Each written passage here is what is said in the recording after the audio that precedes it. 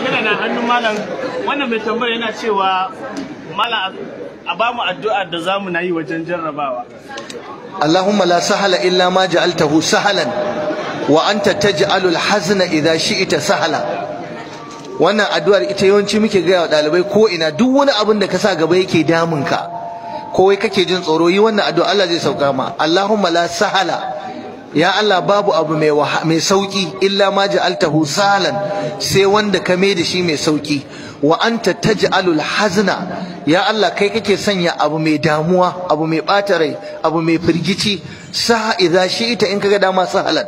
Da haka duk abin da ka sa a gaba yake damun ka, in dai ka shirya ka roki Allah, Allah zai amsa maka. Muna fatan Allah ba ku nasarar jarraba.